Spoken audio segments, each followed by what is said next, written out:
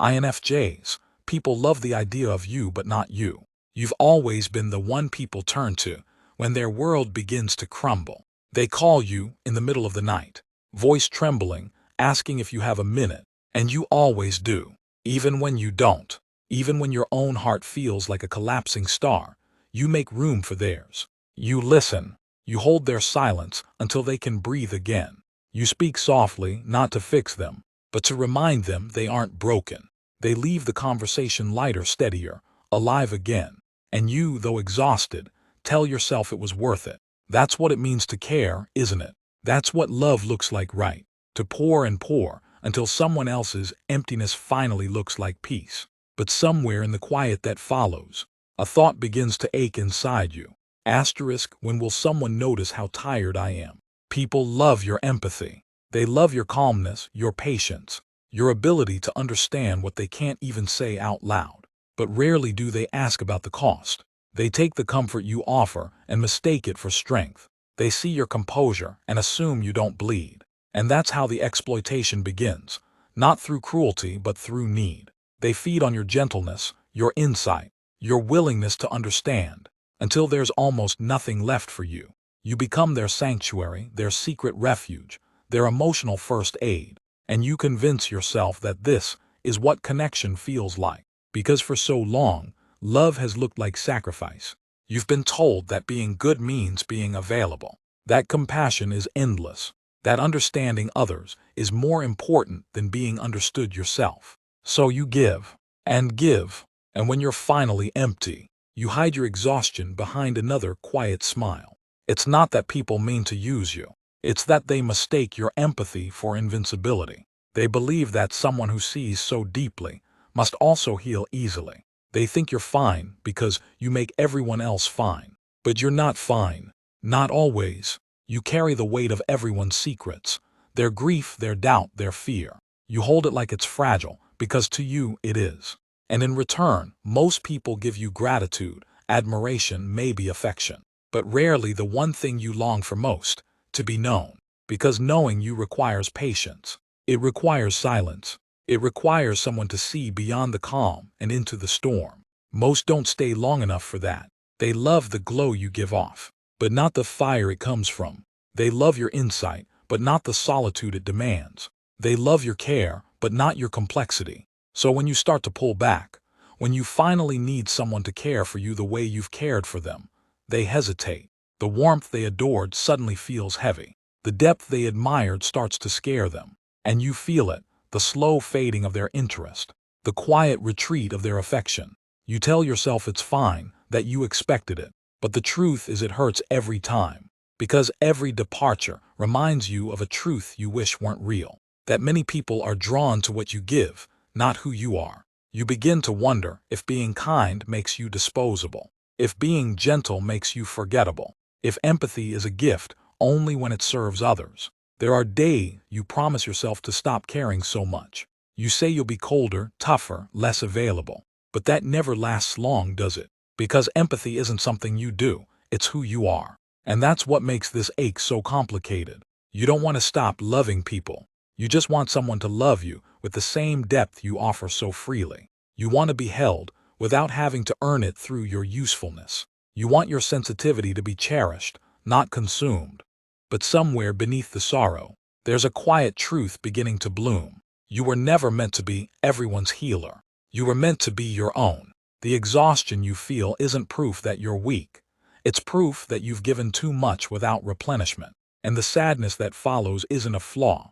It's a sign that your heart still believes in something real. You are allowed to rest. You are allowed to close the door and not answer when someone needs you at the cost of yourself. You are allowed to stop performing the role of the strong, patient listener and simply be a person who sometimes breaks. Because your worth has never been tied to how much you give. Your light doesn't exist to guide everyone else home. It exists to remind you that you are home, too. And when the right people come, and they will, they won't see your empathy as a resource to use. They'll see it as a language to speak. They'll meet you there at your depth, without taking more than they give. They'll ask, "How are you?" and mean it. Until then, protect your heart like it's sacred, because it is. Let your kindness be deliberate, not endless. Let your empathy be shared, not spent. Because you are not the world's emotional reservoir. You are a soul who deserves to be filled, too. And when you finally understand that, when you stop mistaking self-neglect for love, you'll find a new kind of peace. Not the peace that comes from fixing others, but the peace that comes from finally holding yourself the way you've always held everyone else. There comes a quiet moment in almost every INFJ's life when the giving begins to ache. It doesn't happen all at once. It begins with little things. A text you answer even though your chest feels heavy. A friend you comfort while your own heart is breaking. A conversation where you're listening, always listening, but no one ever asks what you need. You tell yourself it's fine. You tell yourself this is who you are. That empathy doesn't ask for balance. But one day you wake up and you can't ignore the heaviness in your body, the dull exhaustion that no amount of sleep seems to fix. And you realize the ache is not from giving love. It's from giving it where it's never returned. You start to notice the patterns, how people appear when they need something and disappear once they've taken it, how they praise you for your strength, but never notice your silence, how they say you're so understanding, yet rarely pause long enough to understand you. You begin to see that you've been teaching people how to treat you, through the quiet ways you always say yes, through the softness that never demands anything back. And in their eyes, that softness becomes permission. You were never trying to be a martyr. You just wanted to be loved in a language you understood, through care, through listening, through showing up. But the world doesn't always speak that language fluently. Some people only know how to take. When the realization hits, it doesn't come with anger at first. It comes with sadness, the kind that sits deep in the stomach, because you finally see that what you thought was love was often dependency. They didn't want you. They wanted the peace you bring, the understanding you offer, the quiet steadiness that makes their chaos feel manageable. It's a strange kind of grief, to realize you were valued for your function, not your soul, to know that your empathy was treated like a service instead of a gift, to feel that your love was received but never truly returned. That's when a part of you begins to close, not because you stop caring, but because the wound has become too raw to touch. You start saying less. You start hiding the depth that once came so naturally. You start pretending you're fine because you're tired of explaining why you're not. People notice the change, but they rarely understand it. They say you're distant, colder, quieter. They miss your warmth, your patience, your endless capacity to care. But they never ask what broke it. They just miss the way you made them feel. And that's the cruel irony of being an INFJ. People crave the comfort of your presence but rarely notice the cost of it. You spend years learning to read emotions, so you can navigate a world that doesn't speak honestly. You become fluent in pain that isn't yours. And before you know it, you're fluent in pretending too. You smile when you're tired. You nod when you disagree. You say, "I'm okay," when you're quietly unraveling inside. Because somewhere deep down, you've internalized a dangerous idea, that your feelings are too heavy for other people to carry. But here's the truth you're finally learning to whisper to yourself. It's not selfish to need. It's not unkind to rest. It's not cruel to draw a line and say, "No more." There's a point where empathy turns into erosion. And when that happens, love must include yourself. You start relearning what it means to care. You start realizing that listening doesn't have to mean absorbing. That kindness doesn't have to mean compliance. That compassion doesn't require self-abandonment. You begin to understand that not everyone deserves full access to your soul. Your empathy is sacred. It's a doorway, not a doormat. And only those who walk through it with respect should be allowed to stay. The moment you grasp this, something inside you shifts. The sadness doesn't disappear, but it changes shape. It becomes wisdom.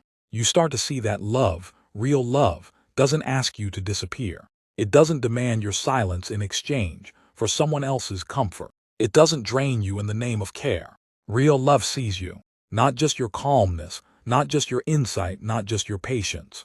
It sees the trembling beneath your stillness. It hears the words you don't speak.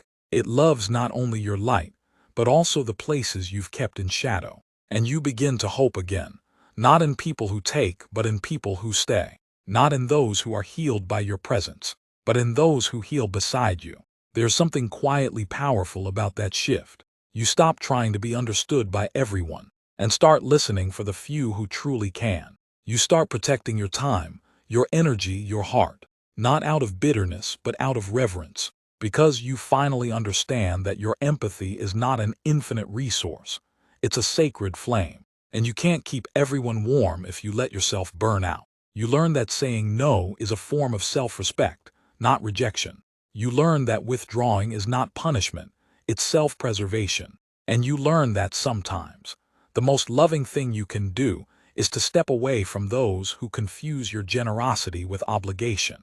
The people who truly love you will understand. They'll notice when your energy fades. They'll ask how they can give back. They'll see your silence not as distance, but as a language of its own. They'll love you not for your empathy, but within it. And when you finally find those people, or even if it's just yourself for now, you'll realize something profound. You were never unlovable. You were just surrounded by people who didn't know how to love deeply enough. There comes a day when the noise dies down. No one is calling. No one is crying into the receiver. No one needs you to hold their heart together. For the first time in a long while, you are alone with your own quiet. At first it feels wrong, almost selfish. The silence is heavy. You reach for the phone out of habit, trying to find someone else's pain to soften. But then you stop. You breathe. And in that pause, you hear something you haven't heard in years. The sound of your own heart asking to be heard. The ache is still there, but now it speaks differently. It's not demanding, it's just honest. It whispers of all the parts of you that have been waiting to come home. The creative spark you set aside because you were too busy helping others chase theirs.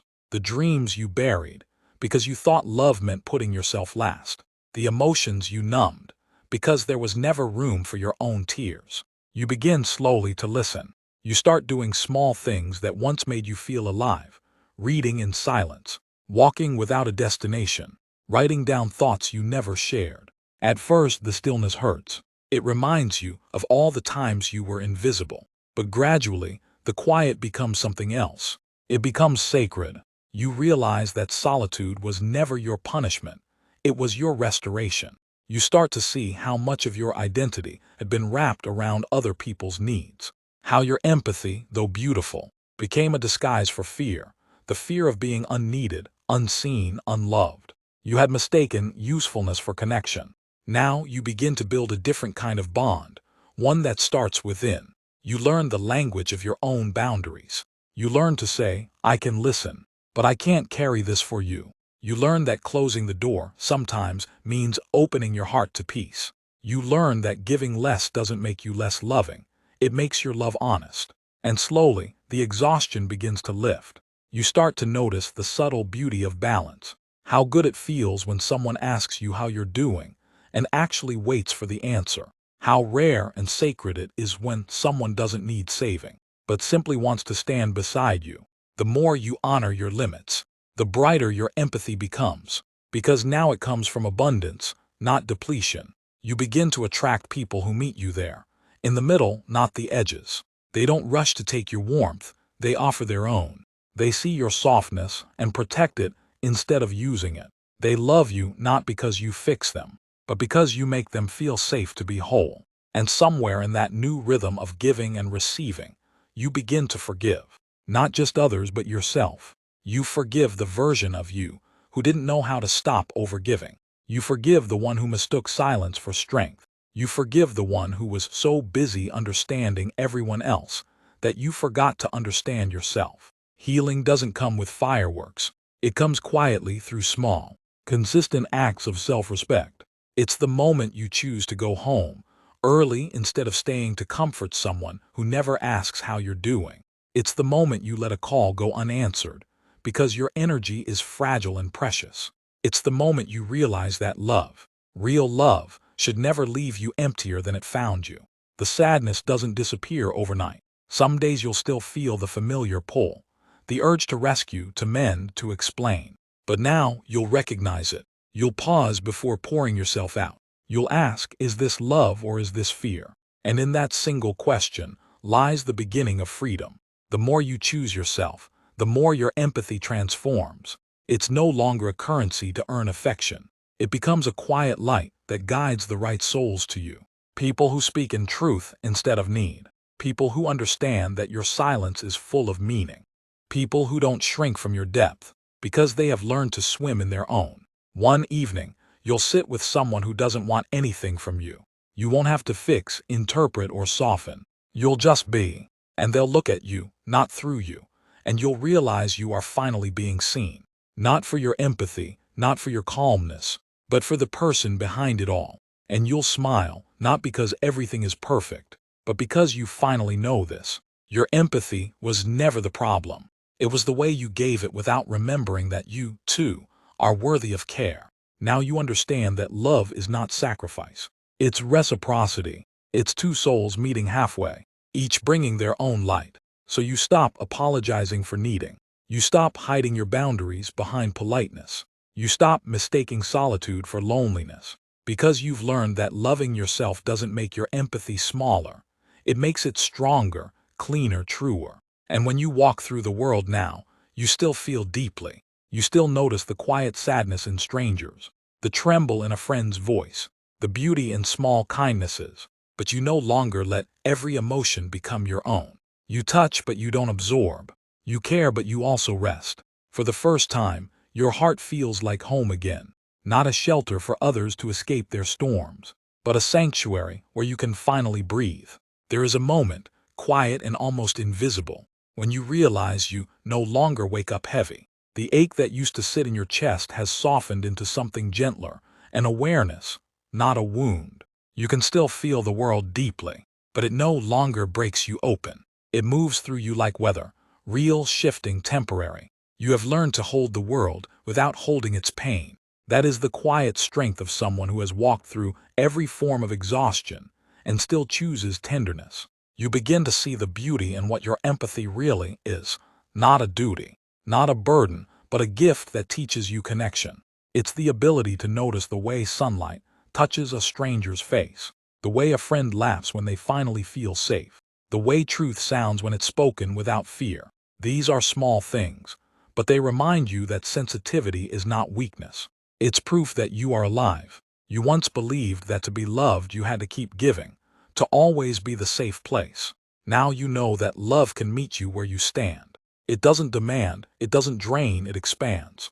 The people meant for you will never ask you to quiet your heart. They will simply hold it with care. You start living differently. You choose conversations that feed your soul instead of deplete it.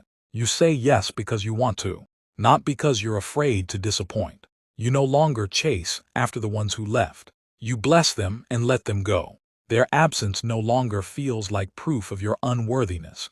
It feels like space for something truer. You understand now that being an INFJ in a loud world is both challenge and calling. You were built to notice the unseen, to give language to feelings that others can't name, to soften edges where life has been too sharp. But you were never meant to disappear in the process. You were meant to illuminate, not dissolve. So you move forward with a new kind of compassion, one that includes yourself. You still listen, still care, still love deeply. But now there is a quiet filter of wisdom that protects your energy. You have learned that it's okay to let some people drift away. Not every story deserves your whole heart, and not every cry for help is yours to answer. The world will keep asking for your empathy, your insight, your calm, and you will keep giving it. Just not all of it, not all the time. You will give from overflow, not from emptiness. Some evenings you will still feel that old loneliness, the longing for someone who truly sees you. But now, instead of shrinking under it, you let it sit beside you like an old friend. It reminds you that you are capable of deep love, and that someday it will be returned in kind. Because there are others like you, quiet souls who have carried too much, who have been seen only in fragments, who are learning to stay whole. When your paths cross, there will be no rush, no pretense, no performance, just recognition, a soft understanding that says, I know this depth too. Until then, you keep tending to your inner world. You create, you rest, you breathe. You begin to enjoy your own company again, discovering that the solitude you once feared is now your sanctuary. From that stillness, your light grows steadier, less about pleasing others, more about being true to yourself. And when you share that light, it feels different now. You no longer give to prove your worth. You give because it overflows naturally from a heart that finally belongs to itself. So if the world ever makes you feel like your empathy is too much, remember this. It is not too much. It is a rare language that only a few can truly speak. And when you meet those who do, the conversation will feel like home. You will still have days when you feel invisible, when the noise of the world drowns out your quiet truth. But you will know deep down that you are not here to be understood by everyone. You are here to be authentic, to move gently through life, to remind others that kindness can be strong, and that love can exist without condition. That is your quiet revolution. Not to fix everyone, not to be everything, but simply to stay open in a world that forgets how to feel. And in that openness, you finally see yourself clearly. No longer a mirror for other people's stories, but a soul with your own. You see the beauty of your depth, the resilience of your heart, the sacredness of your stillness. You realize that the world never truly broke you. It simply carved you into someone capable of loving with eyes wide open. You sit with that truth for a while, breathing it in. And when you finally exhale, there's no bitterness left, only peace. Because you know now, you are not loved for the idea of you. You are loved for you. And that at last is enough.